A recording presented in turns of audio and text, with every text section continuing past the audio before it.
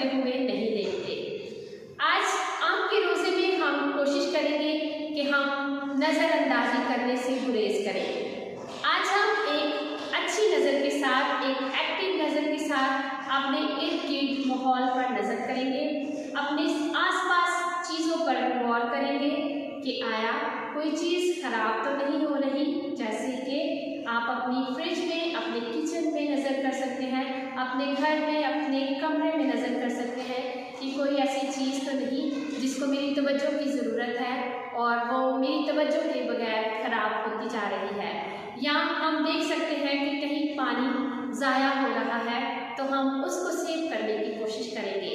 कहीं बिजली बहुत ज़्यादा बेवजह इस्तेमाल हो रही है तो हम उसको भी सेव करने की कोशिश करेंगे।